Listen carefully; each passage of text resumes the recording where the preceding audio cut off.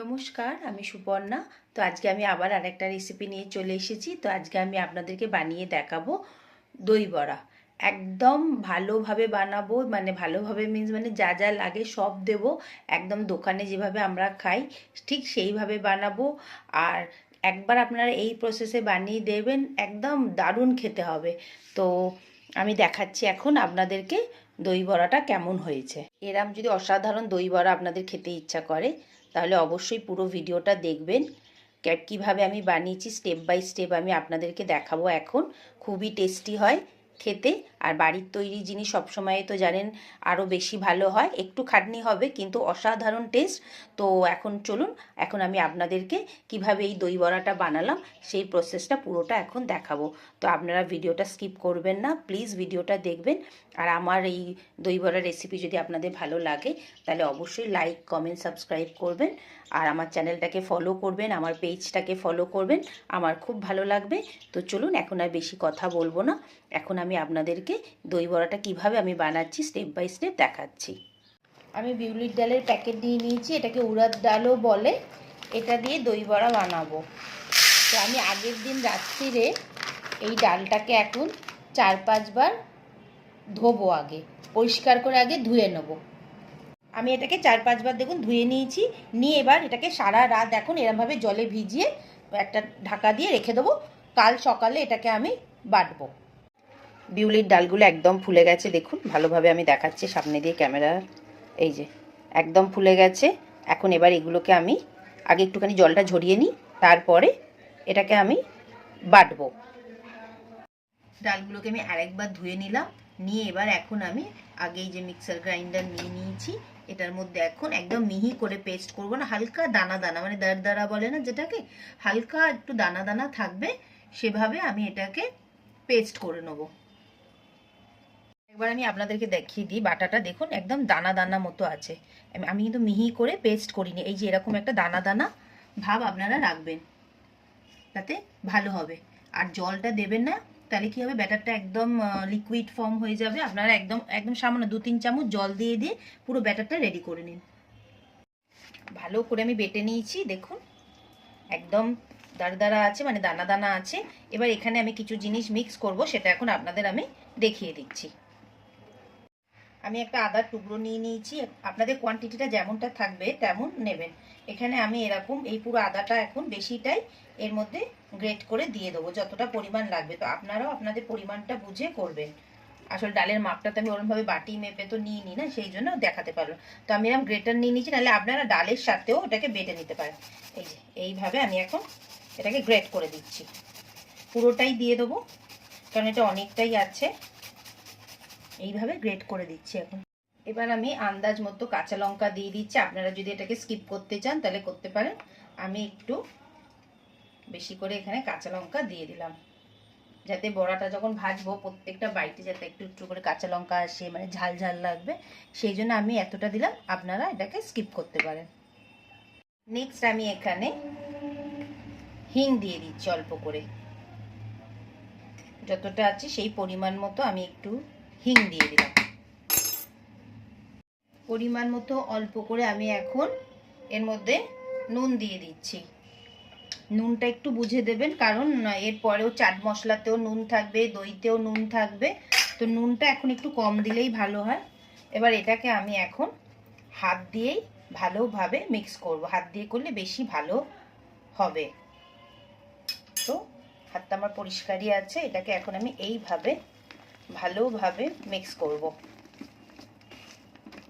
একদম এরম করে কিছুক্ষণ করব, অন্তত 10 মিনিট মতো করব। ভালো করে এটাকে মিক্স করে নেব। একদম ভালো করে আমি এটাকে ফেটে নিয়েছি। এবার এটার একটা টেস্ট করে দেখবেন যে ভালো মতো ফাটা হয়ে গেছে কিনা ব্যাটারটা। তার জন্য আমি দেখুন এখানে একটা জলের বাটি নিয়ে নিয়েছি, তার মধ্যে এইটা আমি এরমভাবে দিচ্ছি। যদি এটা ওপরে উঠে আসে তাহলে ভাববেন ব্যাটারটা একদম কমপ্লিট রেডি। দেখুন এটা কিন্তু তলায় বাটির নিচে চলে যায়নি, এটা ওপরেই ভাসছে, তার মানে আমাদের ব্যাটারটা পুরো রেডি ভাজার জন্য। তাও আমি এটাকে এখন 10 মিনিট ঢাকা দিয়ে রেখে দেবো। 10 মিনিট বাদে আমি এটাকে ডিপ ফ্রাই করব। আমি একটা প্যান নিয়ে নিয়েছি, এর মধ্যে আমি আর নন স্টিকের আমি নিয়েছি, আপনারা নর্মালও নিতে পারেন, কোনো অসুবিধা নেই। এখানে আমি রিফাইন তেল নিয়ে নিয়েছি, এটাকে এখন ভালো করে আগে একটু গরম করে নেব। যতক্ষণ তেলটা গরম হচ্ছে ততক্ষণ আমি দই বড়াটার যেটা বড়াগুলো জলের মধ্যে ধরে জলটাকে রেডি করে নিয়েছি। তার মধ্যে আমি অল্প একটুখানি, বেশি না, অল্প একটুখানি আমি হিং দিয়ে দিচ্ছি আর নুন দিয়ে দেবো। যেহেতু আমি প্রথমেই বলেছিলাম যে বড়াতে আমি বেশি নুন দিচ্ছি না, সেই জন্য এখানে একটুখানি আমি অল্প করে নুন দিয়ে দিলাম। দিয়ে পুরো জলটাকে ভালো করে মিক্স করে দিচ্ছি। এখানে আমরা বড়াগুলো ভাজার পর রাখবো। তেলটা গরম হয়েছে কিনা কি করে বুঝবো? আগে আমি একটা ছোট্ট একটুখানি নিয়ে জাস্ট তেলের ওপর দিলাম, এই দেখুন ওপরে উঠে আসছে, তখনই বুঝবেন যে তেলটা আমাদের একদম পারফেক্টভাবে রেডি হয়ে গেছে।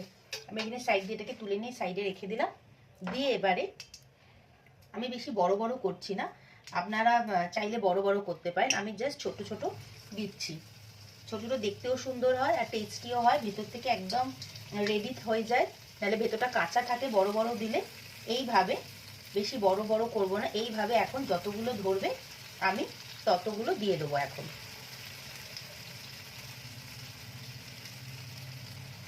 সাইজটা আপনারা আপনাদের পছন্দ মতো দিয়ে দেবেন। দেখুন প্রত্যেকটা বড়া ওপরে উঠে আসছে।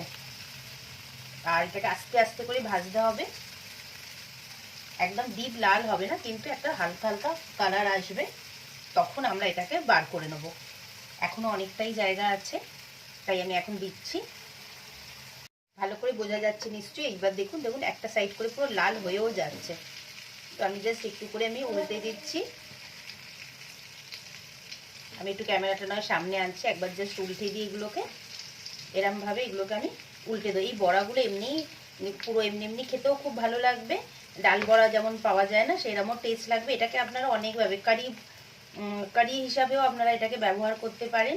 আর এটাকে আপনারা ফ্রিজে স্টোর করেও রাখতে পারেন, যখন মনে হবে যে দই বড়া খাবেন তখন এয়ারটাইট একটা কন্টেনারের মধ্যে এগুলোকে আপনারা রেখে দেবেন।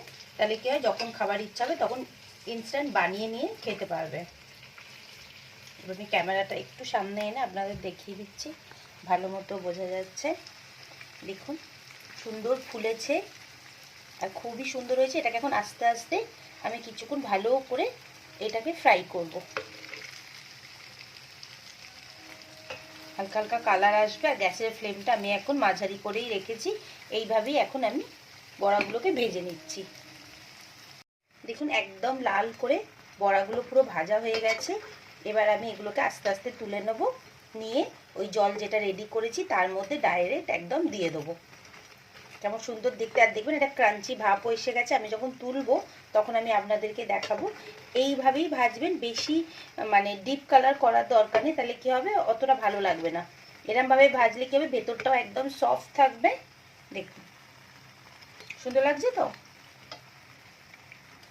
এবার দেখুন আমি এগুলোকে তুলে নিচ্ছি, আর কতটা ক্রাঞ্চি হয়েছে সেটা আমি আপনাদেরকে আওয়াজটা দেখাচ্ছি। এটা এই দেখুন, দেখেছেন একটা খাটখাট করে আওয়াজ হচ্ছে। এই দেখুন খুব সুন্দর হয়েছে ভাজাগুলো, আর কালারটাও বেশ সুন্দর এসেছে। এইরকমই কালারটা নিয়ে আসবেন। এই প্রত্যেকটা আমার ভাজা হয়ে গেছে। আবার আমি এখন এর মধ্যে দিয়ে দিচ্ছি, যতক্ষণ এগুলো যতটা ধরবে আমি ততটাই দিয়ে দিচ্ছি। আপনারা ব্যাটারটাও ফ্রিজে রেখে দিতে পারেন, সেটাতেও কোনো অসুবিধা নেই, যেটা মানে একদম ঠিক লাগবে সেটাই করতে পারেন। এরকমভাবে আবার আমি এখন দিয়ে দিচ্ছি।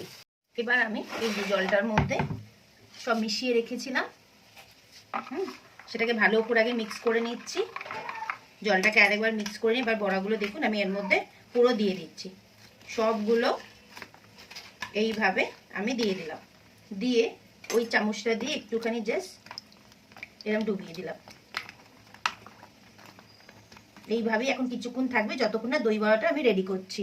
এবার আধ ঘন্টা 45 মিনিট মতো হয়ে গেছে। এবার দেখুন আমি এই যে বড়াগুলোকে জলের মধ্যে চুবিয়ে রেখেছিলাম সেটাকে আমাকে হাত দিয়ে আমি আস্তে আস্তে করে এই যে চিপে দিচ্ছি, দিয়ে বাটিটার মধ্যে একটা একটা করে এই যে এইভাবে রেখে দিচ্ছি আগে। এবার আমি দইটার মধ্যে আমি একটুখানি চিনি আর একটু বিট নুন মিশিয়ে আমি এটাকে গ্রাইন্ড করে নিয়েছি, গ্রাইন্ড না মানে মিক্সিতে ঘুরিয়ে নিয়েছি। এবার এই দইটা আমি আস্তে আস্তে দিয়ে দিচ্ছি এখানটাতে, যতটা আপনারা দইটা দিতে পছন্দ করবেন ততটাই দেবেন। তেঁতুলের চাটনিটা দিয়ে দিচ্ছি, অল্প করে দিচ্ছি, টেস্ট তো ভীষণই সুন্দর হবে।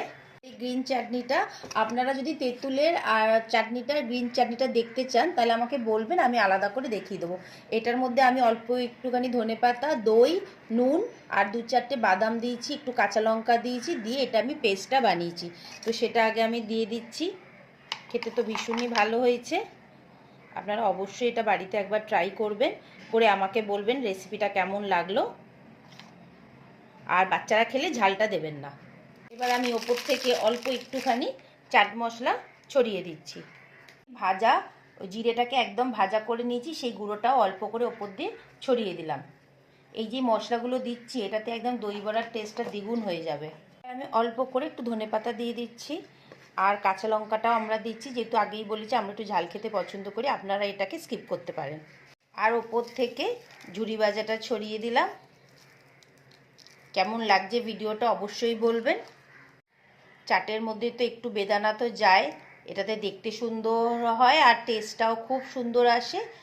এইভাবে আপনারা অবশ্যই একবার বানাবেন, বানিয়ে আমাকে ফিডব্যাক দেবেন আপনাদের কেমন লাগলো দেখতে। আর দেখুন কেমন সুন্দর দেখতে হয়েছে। দই বড়া তো বানানো হয়ে গেল, আপনাদেরকে দেখিয়েও দিলাম এই যে দই বড়া কেমন দেখতে হয়েছে, আপনারা দেখেছেন। তাহলে আমার ভিডিওটা স্কিপ করবেন না, পুরো ভিডিওটা দেখবেন। আর প্লিজ আমার পেজটাকে লাইক, কমেন্ট, সাবস্ক্রাইব করবেন, আমাকে ফলো করবেন। আমি আবার আরেকটা রেসিপি নিয়ে খুব তাড়াতাড়ি আসবো। টাটা।